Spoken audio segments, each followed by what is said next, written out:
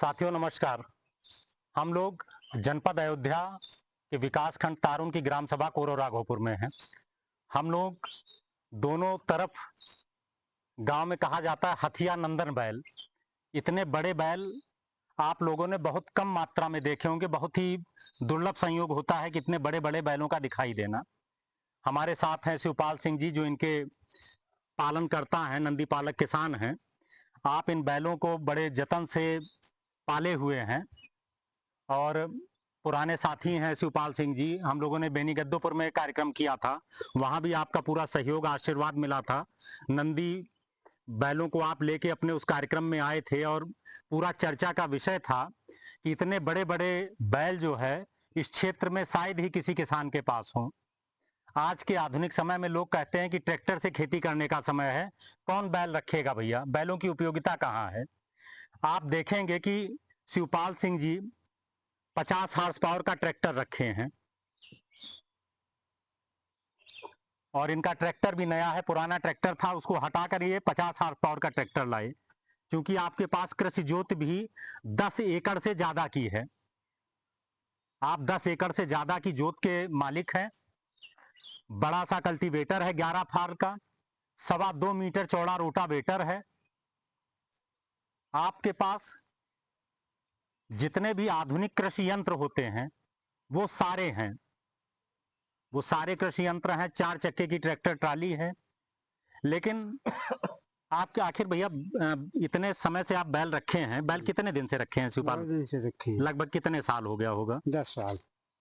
हमें तो लगता है कि और पहले। हाँ, पहले रहे तो। जैसे ये बैल 10 साल से होंगे ना, हाँ, तो जैसे ट्रैक्टर भी रखे हैं आप, तो बैल रखने का औचित्य क्या है? इनका उचित यही है कि काम अच्छा होगा, खेती अच्छी होगी। जी, हाँ, खेती अच्छी होगी। हाँ, तो आपको ये भी लगता है कि दरवाजे पे हैं तो ये हाँ, शान है? शान है। हाँ, मतलब वो ट्रैक्टर रखने पे वो हाँ, शान नहीं बन पा रही नहीं, थी? नहीं बन पा रही। पहले के समय में भी जिसके दरवाजे पे नंदी होती थी, नंदी की जोड़ी होती थी, तो किसान की शान समझे जाते थे नंदी। उस परंपरा का निर्वाह शिवपाल सिंह जैसे किसान आज भी कर रहे हैं। हम सारे लोग आप जैसे किसानों को बहुत बहुत धन्यवाद देते हैं, थैंक यू कहते हैं कि आप ही लोग गौवंश के संरक्षण की दिशा में काम करेंगे और आप ही लोग गौवंश का संरक्षण करने में सक्षम हैं। पशु आश्रय स्थल हमारी व्यवस्था का अंग नहीं है, ये पश्चिमी व्यवस्था है जहाँ पे 10-10 हजार जानवर रखे जाते थे। हमारे यहाँ पे किसानों के घर पे गायें रही हैं, शुरू से रही हैं। हम लोगों का सारा सिस्टम उसमें खुद इन्वॉल्व रहा है। घर परिवार के लोग उसमें रहते थे, इन्वॉल्व रहते थे। भगवान कृष्ण के समय में भी नंद बाबा के पास 1 लाख गायें हुआ करती थी। तो कहा गया था गो धन गज धन बाज धन और रतन धन खान, जो आवे संतोष धन सब धन धूरी समान। तो आदमी के धन में गाय का धन भी एक प्रमुख धन माना गया था। हमको अपनी पुरानी संस्कृति की तरफ फिर से लौटना पड़ेगा, तभी गौवंश का संरक्षण भी होगा, हमारी जमीन में कार्बन तत्व बढ़ेगा, हम प्राकृतिक खेती कर पाएंगे, रसायन मुक्त, कीटनाशक मुक्त, जहर से हम मुक्त हो पाएंगे।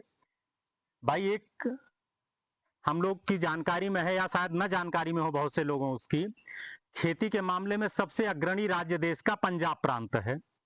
तो जाहिर सी बात है कि रासायनिक खादों का भी और कीटनाशकों का भी वो लोग जमकर प्रयोग कर रहे हैं, अच्छी फसल भी ले रहे हैं। लेकिन उसका एक दुष्परिणाम भी पंजाब को झेलना पड़ा है।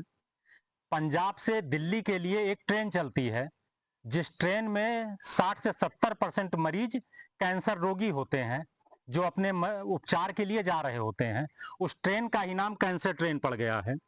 तो उस कैंसर ट्रेन का जो नाम पड़ गया है, उस कैंसर जैसी घातक बीमारियों से मुक्ति का जो उपाय है वो नंदी पालन से ही जुड़ा हुआ है, गौवंश के संरक्षण से ही जुड़ा हुआ है। हम लोग जब तक प्राकृतिक खेती की तरफ नहीं लौटेंगे, नंदी का प्रयोग प्राकृतिक खेती की तरफ नहीं करेंगे, नंदी के द्वारा प्राकृतिक खेती में नहीं शामिल होंगे, तब तक हम लोग कीटनाशकों के माया जाल से बाहर नहीं आ पाएंगे।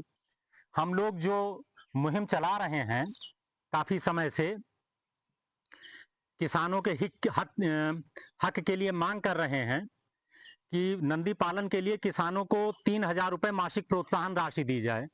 आज अन्नदाता संकट की स्थिति में है। बहुत सारे किसान बहुत छोटी जोत के हैं, जो 1 एकड़ या उससे भी कम खेती के हैं। उनका निर्वाह बड़ा कठिनता से हो रहा है। वो नंदी पालन में बड़ी मुश्किल से सारा कार्य कर पा रहे हैं। तो हम लोगों की सरकार से गुजारिश है, आम जनमानस से, जो लोग सरवाइव कर गए हैं उन लोगों से गुजारिश है कि अपने उन अन्नदाताओं को, नंदी पालक किसानों का हाथ पकड़कर समाज की मुख्य धारा में लाएं। उनको प्रोत्साहन राशि दिलाने में सरकार को सुझाव दें, सोशल मीडिया का प्रयोग करें, अपने क्षेत्र के जनप्रतिनिधियों से इस विषय में बात करें कि आप इस मुद्दे को लोकसभा में, विधानसभा में उठाइए। हम लोग आपको वोट देते हैं जनता से जुड़े हुए मुद्दों को उठाने के लिए, तो आप इन मुद्दों पे पहल कीजिए, जिससे नंदी पालक किसानों का, अन्नदाताओं का कुछ सशक्तिकरण हो सके, क्योंकि गोवंश का उद्धार यही करेंगे। हम लोगों की जो पुरानी मांगे हैं, हम लोग विगत कई वर्षों से जो नंदी पालक किसानों के हित में मांग कर रहे हैं, नंदी पालन हेतु प्रोत्साहन राशि, पशु शेड, प्राकृतिक खेती को बढ़ावा, स्थानीय स्तर पर, जिला स्तर पर सरकार और किसानों के मध्य समन्वय समिति का निर्माण किया जाए, जिससे किसान अपनी क्षेत्रीय समस्याओं को डायरेक्ट जिलाधिकारी के माध्यम से शासन को अवगत करा सकें। जैसे बहुत बड़ा प्रदेश है हमारा, हर क्षेत्र की समस्याएं अलग अलग हैं। पश्चिमी उत्तर प्रदेश में लोगों के पास बड़ी जोतें हैं, 100 एकड़ के फार्मर हैं, वहां पर 200 एकड़ के फार्मर हैं। लेकिन यहाँ पर जो पूर्वी उत्तर प्रदेश में जोतें 1 एकड़, 2 एकड़, आधा एकड़, इस तरीके की हैं किसानों के पास। तो हर क्षेत्र में समस्याएं अलग हैं, तो उनके समाधान भी अलग होंगे। एक ही नियम कायदे कानून से पूरे प्रदेश के किसानों का भाग्य का निर्धारण नहीं किया जा सकता है। हर क्षेत्र के लिए, किसानों के लिए अलग नीति नियम बनाने होंगे, क्योंकि समस्याएं अलग हैं तो समाधान भी अलग रखने होंगे।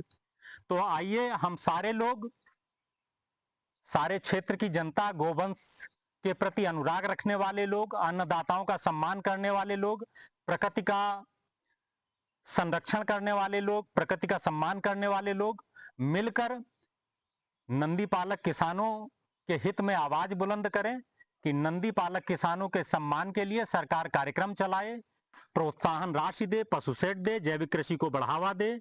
स्थानीय स्तर पर सरकार और किसानों के मध्य समन्वय समिति बनाई जाए। ये नंदेश्वर महादेव हैं, हम मंदिर में जाते हैं तो इनको प्रणाम करते हैं, इनको बिना प्रणाम किए भगवान शिव का आशीर्वाद नहीं पाते हैं। तो क्या हमारा प्रणाम सिर्फ मंदिरों तक रहेगा?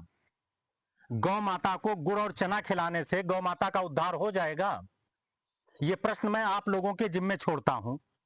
इसका उत्तर आप लोग मनन विचार कीजिएगा कि गौ माता का वास्तविक उद्धार किस तरीके से होगा।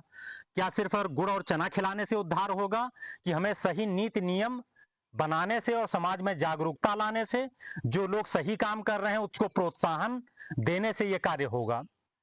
इस वीडियो को बनाने का उद्देश्य यही है कि नंदी पालक किसानों के प्रति सम्मान का भाव समाज में आए।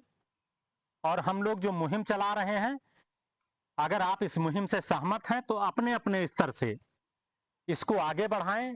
सोशल मीडिया के माध्यम से, समाचार पत्रों में लेख के माध्यम से, जनप्रतिनिधियों के माध्यम से, लोकसभा और विधानसभा में आवाज उठवाने के माध्यम से आप लोग बात करें, आवाज उठाएं, ताकि गौवंश का उद्धार हो सके। साथियों, नमस्कार।